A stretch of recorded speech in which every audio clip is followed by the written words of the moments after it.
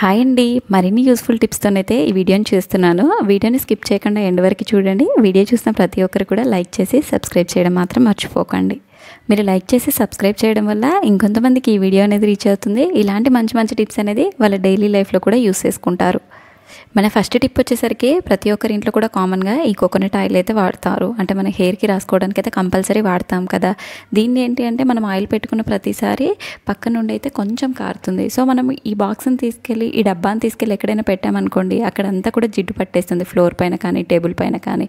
అలా జిడ్డు పట్టకుండా ఉండాలి అంటే నేను చెప్పిన విధంగా ట్రై చేయండి. ఏదైనా ఒక బౌల్ తీసుకొని అందులో ఒక టిష్యూ పేపర్ అనేది వేసుకోండి. ఆ టిష్యూ పేపర్ పైన ఈ ఆయిల్ బాటిల్ కనుక పెట్టామనుకోండి, ఏమైనా ఎక్సెస్ ఆయిల్ పక్క నుండి కారిపోయినా కూడా అందులో పడిపోతుంది. ఆ టిష్యూ అనేది ఆయిల్ అంతా పీల్చేస్తుంది. మనం ఫ్లోర్ పైన పెట్టినా టేబుల్ పైన పెట్టినా జిడ్డు అనేది పట్టకుండా చాలా నీట్గా ఉంటుంది.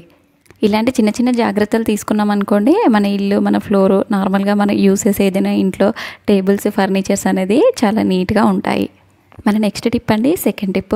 నార్మల్గా రెగ్యులర్గా మనం ఇంట్లోనైతే చింతపండును వాడతాము. అంటే రసం చేయడానికి, సాంబార్ చేయడానికి. అలా కొంతమంది ఏంటంటే ఇయర్కి సరిపడా ఒకేసారి తెచ్చి స్టోర్ చేసి పెట్టుకుంటాం. నార్మల్గా సమ్మర్ సీజన్లో ఈ చింతపండు అయితే వస్తుంది కదా, దాన్ని అంతా క్లీన్ చేసి పెట్టుకుంటాం కదా.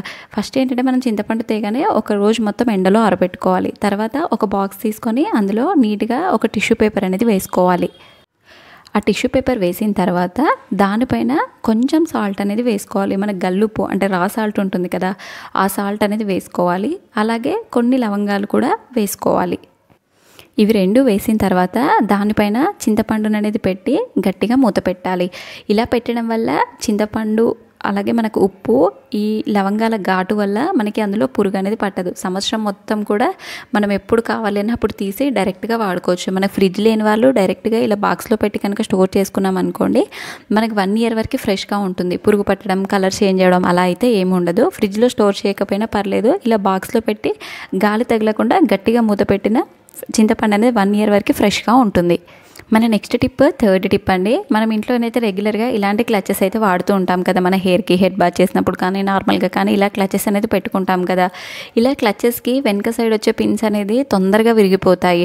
అది విరిగిపోయింది అనుకోండి, ఆ క్లిప్స్ అన్నీ కూడా వేస్ట్గా పడేయాల్సి వస్తుంది. అలా విరిగిపోకుండా మనకి ఎక్కువ డేస్ క్లచెస్ రావాలి అంటే మనం ఇంట్లో యూస్ చేసే నెయిల్ పాలిష్ ఉంటుంది కదా, ఆ నెయిల్ పాలిష్ని మనకి ఏవైతే క్లచెస్ బ్యాక్ సైడ్ ఉంటాయి కదా, సో ఆ బ్యాక్ సైడ్ కనుక పెట్టామనుకోండి పిన్స్ దగ్గర, అవి గట్టి పడతాయి. సో మనకి ఎన్ని డేస్ అయినా సరే క్లచెస్ అనేది విరిగిపోకుండా ఉంటాయి.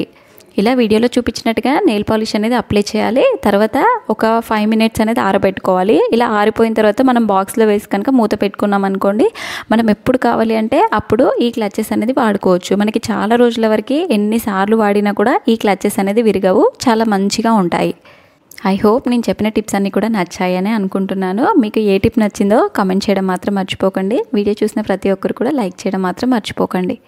మన నెక్స్ట్ టిప్ ఏంటంటే, ప్రతి ఒక్కరు కామన్గా ఫేస్ చేసే ప్రాబ్లం ఏంటంటే ఈ సింక్ బ్లాకేజెస్, సింక్ నుండి బ్యాడ్ స్మెల్ రావడము. నార్మల్గా మనం మార్నింగ్ లేచిన దగ్గర నుండి నైట్ పడుకునే వరకు బౌల్స్ అన్నీ కూడా ఇందులోనే క్లీన్ చేస్తాం. కొన్నిసార్లు నాన్ వెజ్ బౌల్స్ కూడా క్లీన్ చేస్తాం. అలాంటప్పుడైతే సింక్ చాలా బ్యాడ్ స్మెల్ అనేది వచ్చేస్తుంటుంది. అలా స్మెల్ వచ్చినప్పుడు ఏంటి అంటే, మనం ఇంట్లో రెగ్యులర్గా కర్రీస్కి యూస్ చేసే పసుపు ఉంటుంది కదా, ఒక స్పూన్ పసుపు అనేది వేసుకోవాలి. తర్వాత ఏదైనా ఒక లెమన్ పీస్గా కట్ చేసుకొని ఆ లెమన్ పీస్ని ఇలా పసుపు వేసిన ప్లేసెస్లో సింక్ మొత్తం కూడా బాగా అప్లై చేసుకోవాలి. ఇలా అప్లై చేసి ఒక 2 minutes అలానే వదిలేయాలి. అందులో ఉండే క్రీములు అవన్నీ కూడా తొందరగా పోతాయి. సో మనకి ఏదైనా బ్యాడ్ స్మెల్ వచ్చినా కూడా వెంటనే పోతుంది. ఆఫ్టర్ 2 minutes తర్వాత మనకి వాటర్ ట్యాప్ ఆన్ చేసి సింక్ నీట్గా క్లీన్ చేసుకున్నాం అనుకోండి, మనకి అందులో ఏదైనా పురుగులు, బొద్దింకలు ఎలాంటివి రాకుండా చాలా క్లీన్గా ఉంటాయి. మనకి వీక్లీ వన్స్ కానీ 15 daysకి ఒకసారి కనుక ఇలా క్లీన్ చేసుకున్నాం అనుకోండి, మన సింక్ అనేది చాలా ఫ్రెష్గా ఉంటుంది. మనకి మార్నింగ్ లేవగానే చాలా వరకు ఆ డ్రైనేజ్ స్మెల్, సింక్ స్మెల్ అనేది వచ్చేస్తుంటుంది కిచెన్లో. సో మనం ఇలా క్లీన్ చేసుకుంటే అసలు స్మెల్ అనేదే రాదు. మన నెక్స్ట్ టిప్ వచ్చేసరికి, కామన్గా ఈ వెల్లుల్లి అయితే మనకి కర్రీస్లో కానీ పికిల్స్లో కానీ వాడుతూ ఉంటాం. మనకి మెయిన్గా స్టోరేజ్ పికిల్స్ ఉంటాయి కదా, అందులో ఈ వెల్లుల్లిని అయితే వాడుతూ ఉంటాము. మనం ఈ వెల్లుల్లిని మనం ఒకేసారి తెచ్చి ఒక 1/4 kg, 1/2 kg తెచ్చి స్టోర్ చేసుకున్నాం అనుకోండి, అవి తొందరగా పాడైపోతాయి. వెల్లుల్లి కాస్ట్ కూడా ఎక్కువ ఉంటాయి.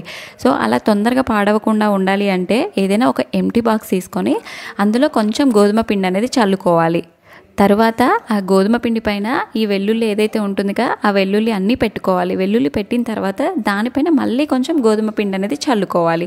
ఇలా చల్లి మనం గట్టిగా కనుక మూత పెట్టామనుకోండి, మనకి ఏంటంటే 3 to 4 months ఈ వెల్లుల్లి ఉన్నా కూడా మనకి పాడనేది అవ్వవు. పురుగు పట్టడం కానీ, అందులో ఉండే పాయలు అనేది కలర్ చేంజ్ అవుతాయి కదా, అలా చేంజ్ అవ్వడం కానీ జరగదు. చాలా రోజుల వరకు ఫ్రెష్గానైతే ఉంటాయి. మనకి మనీ వేస్ట్ కావు.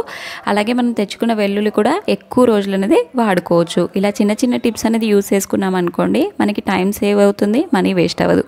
మన నెక్స్ట్ టిప్ వచ్చేసరికి మనం కొన్నిసార్లు మిస్ అయ్యి కర్రీలో ఉప్పు అనేది ఎక్కువైంది, కారం అనేది ఎక్కువైంది అనుకోండి. సో ఎవ్వరు కూడా తినరు. ఒకవేళ ఉప్పు కారం కనుక ఎక్కువైంది అనుకోండి, దాన్ని అడ్జస్ట్ చేయాలి అంటే మనం కర్రీస్లోనైతే కొన్ని కర్రీస్లో పెరుగు అనేది వేసుకుంటాం కదా, పెరుగు వేసింది అనుకోండి ఉప్పు కారం అనేది తగ్గుతుంది.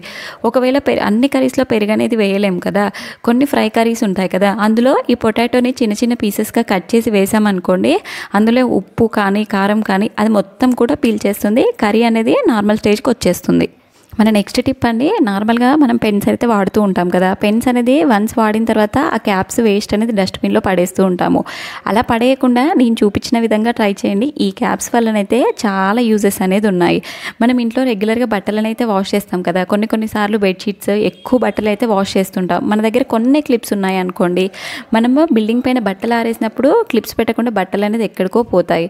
సో అలా పోకుండా గట్టిగా క్లిప్స్ లాగానే వీటిని పెట్టుకోవచ్చు. ఇప్పుడు నేను చూపించిన విధంగా మనం బట్టలు ఇలా పెన్ క్యాప్స్ కనుక పెట్టామనుకోండి, మనం యూస్ చేసే బట్టల క్లిప్స్ కంటే ఇవి 10 రెట్లు ఎక్కువ స్ట్రాంగ్గా ఉంటాయి. మనకి ఎంత గాలి వచ్చినా సరే కొట్టుకుపోకుండా చాలా స్ట్రాంగ్గా ఉంటాయి. ఐ హోప్ ఈ టిప్ అయితే అందరికీ యూజ్ అవుతుంది.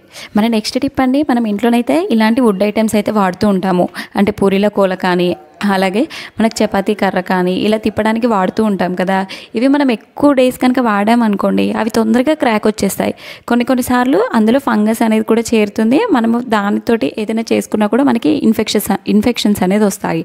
అలా రాకుండా ఎక్కువ డేస్ మంచిగా ఉండాలి అంటే మనం ఇంట్లో రెగ్యులర్గా యూస్ చేసే కుకింగ్ ఆయిల్ ఉంటుంది కదా, ఆ కుకింగ్ ఆయిల్ అంతా కూడా దానికి అప్లై చేసుకోవాలి. అప్లై చేసి ఒక 1/2 hour or 30 minutes అనేది ఎండలో కానీ నీడలో కానీ పెట్టి తర్వాత మనం కనుక ఇంట్లో పెట్టుకున్నాం అనుకోండి, అవి చాలా రోజుల వరకు మనకి ఫ్రెష్గా ఉంటాయి, అంటే పగలకుండా ఉంటాయి. ఇలా చేయడం వల్ల మనకి ఆ స్టిక్స్ అనేది తొందరగా విరగవు, ఎక్కువ రోజుల వరకు వాడుకోవడానికి వీలుగా ఉంటుంది. మీకు కుదిరినప్పుడు అంటే 1 monthకి ఒకసారి, 15 daysకి ఒకసారి ఇలా ఆయిల్ కనుక అప్లై చేసామనుకోండి, అవి చాలా నీట్గా కొత్త వాటిలాగా మెరుస్తాయి. ఇఫ్ ఇన్ కేస్ ఏదైనా జిడ్డున్నా కూడా మనం తర్వాత క్లీన్ చేసుకున్నా కూడా తొందరగా వదిలిపోతుంది. మన నెక్స్ట్ టిప్, లాస్ట్ టిప్ అండి, మనం ఏంటంటే సాంబార్ కానీ రసం కానీ చేయడానికి ఈ చింతపండుని అయితే వాడతాం కదా. కొన్నిసార్లు మనం చింతపండు నానబెట్టడం మర్చిపోయాము అనుకోండి, ఇన్స్టెంట్గా చింతపండు అనేది నానిపోవాలి అంటే అందులో కొన్ని గోరువెచ్చని వాటర్ పోసి కొంచెం సాల్ట్ కనుక వేసామనుకోండి, చింతపండు గుజ్జు అనేది 5 minutesలోనే మంచిగా వచ్చేస్తుంది. ఐ హోప్ నేను చెప్పిన టిప్స్ అన్నీ కూడా నచ్చాయని అనుకుంటున్నాను. మీకు ఏ టిప్ నచ్చిందో కామెంట్ చేయడం మాత్రం మర్చిపోకండి. వీడియో చూసిన ప్రతి ఒక్కరు కూడా లైక్ చేసి సబ్స్క్రైబ్ చేసి సపోర్ట్ చేయడం మాత్రం మర్చిపోకండి. వీడియోని ఎండ్ వరకు చూసినందుకు థ్యాంక్స్ ఫర్ వాచింగ్.